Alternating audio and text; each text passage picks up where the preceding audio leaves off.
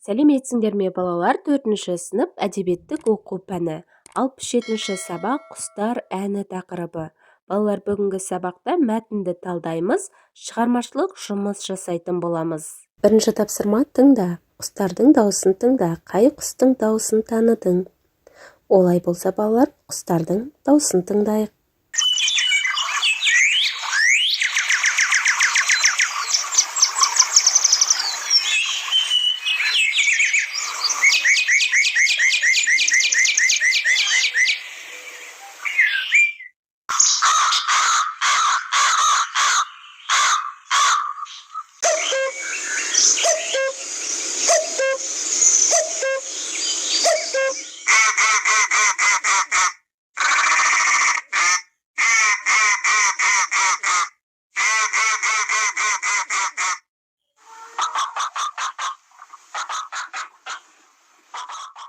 Ал балалар, бұл құстардың даусынан қай құстың дауысын тандыңдар? Олай болса, бізге балалар екінші тапсырмадағы мына сөздер көмекке келеді. Тоқылдақ тоқылдатты, қарға қарқылдады, тырна тыраулады, сұңқар сұңқылдады, көкек көкектеді, шымшық шиқылдады, қаз қаңқылдады, әтеш шақырды, әупілдек әупілдеді, үйрек барқылдады, торғай шырылдады, сауысқан шықылықтады, шағала шаңқылдады. Түсініп оқы. Күзгі құс керуені. Кеше мектептен келе жатып, жолда әкеммен кездесіп қалдым. Біз жолыққан кезде тура біздің үстімізден тізбектеліп бір топ қаз ұшып кетті. Бұдан бірнеше күн бұрын біз у-шу болып қарқылдап ұшып бара жатқан ұзақ қарғаларды көрген едік. Әкем екеуміз үйге бірге қайттық. Ол кісі жол-жөнекей құстар туралы маған мынадай әңгіме айтып берді. Жыл сайын қоңыр күзде біздің ауылдың үстінен үйрек, қаз, тырна сияқты құстардың легі ұшып өтеді. Кей жылдары аққуларды да көруге болады. Бұл құстар қыстың жақындап қалғанын сезіп, жылы жаққа қарай қоныс аударып барады. Жылы жаққа қайтқан құстар жоғары ұшады. Ең биік ұшатыны тырналар мен аққулар. Алыс жаққа бет алған құстар жерге сирек қонады. Тоқтамастан бірнеше 100 шақырымға дейін ұша береді. Қарындары ашып шаршаған кезде түнеп шығу үшін жерге қонады.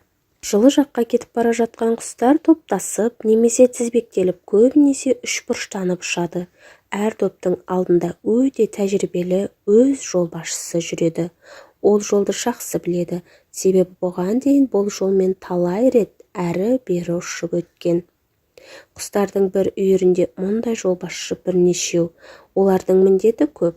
Құстардың жерге қонып, тамақтанатын, демалатын орнын солар таңдайды. Үйірдің қауіпсіздігін де солар бақылайды. Құстар бір жерге қонып демалған кезде жолбасшылар кезектесіп оларды күзетеді. Аспанда да жолбасшылар ауыр жұмыс атқарады. Тізбектің ең алдында ұшатын болғандықтан, олар қанаттарымен ауаны жарып, соңындағыларға жол салып отырады. Жолбасшы салған жолмен ұшу оның соңындағы құстарға жеңіл болады. Сондықтан жолбасшы ауада өте көп күш жұмсайды, тез шаршайды. Ондай кезде оны басқа жолбасшы ауыстырып, шаршаған жолбасшы үйірдің соңынан ілеседі. Үйірдің ең соңынан ұшу өте жеңіл. Жолбасшылар осылайша кезектесіп демалып отырады деп әкем әңгімесін аяқтады. Мен әкемнің әңгімесінен көп нәрсе ұқтым. Құстардың ақылдылығына, ұйымшылдығына қатты таңғалдым. Әңгіменің авторы Мұхтар Әуезов. Үшінші тапсырма, құстардың жылы жаққа ұшуынан қандай жаңалық білдің? Балалар, құстар ұшқанда бір-біріне көмектеседі екен, ең алдында тәжірибелі жолбасшы ұшады. Ол шаршағанда оның орнын басқасы басады екен. Төртінші тапсырма, аспандағы ауа қабатының кедергісін құстар қалай жеңеді? Аспандағы ауа қабатының кедергісін құстар жолбасшы құс таңдап алу арқылы жеңеді. Олар тізбектеліп, көбінесе үшбұрыштанып ұшады. Алдындағы құстар ауаны жарып, жол салады. Бұл соңындағы құстарға ұшуды жеңілдетеді. Ойлан, 5-ші тапсырма, әңгімедегі құстардың ерекшелігін атаңдар. Балалар, әңгімедегі құстар өте ақылды, ұйымшыл, сақ әрі адал, иә? Олар ұзақ сапарда қиындықты бірге жеңіп, ауа кедергісіне қарсы кезектесіп жол салады. Демалғанда бір-бірін күзетіп, ешқашан жалғыз қалдырмайды. Олардың мұндай ауызбіршілігі кез келген қиындықты жеңуге көмектеседі. Алтыншы тапсырма, қалай ойлайсыңдар? Өздерің тұрған жерде қыстап қалған құстарға қандай көмек керек? Балалар, өзіміз тұратын жерде қыстап қалған құстарға жем-сауыт жасап, жем, су беріп, қамқор болуымыз керек, е? Жетінші тапсырма, құрастыр. Құрмалас сөйлемді үлгі бойынша аяқтаңдар. Үлгі: құстар топталып ұшып, туған жерді қимай кетіп барады. Құстар топтасып қиқулап ұшып, жылы жаққа келіп жатыр деп, үлгі бойынша сөйлемді аяқтасақ болады. Сегізінші тапсырма, ойыңмен бөліс. Бір-біріңе құстар туралы сұрақ қойыңдар. Мысалы, құстар барар жеріне қалай адаспай ұшып барады? Тағы да басқа. Мысалы, сен қандай құстарды білесің? Жылы жаққа ұшып бара жатқан құстар қалай ұшады? Құстардың адаспай ұшып баруына қандай құс көмектеседі деген сияқты сұрақтар қойсақ болады. Тоғызыншы тапсырма, қорытындыла. Әкесінің әңгімесінен бала көңіліне не түйді?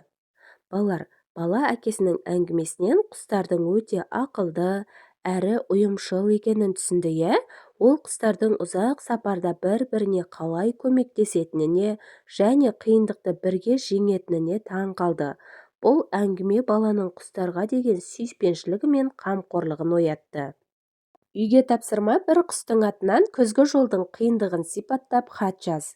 Олай болса, балалар, тырнаның атынан күзгі жолдың қиындығын сипаттап хат жазып көрейік. Сәлем, достар, мен тырнамын.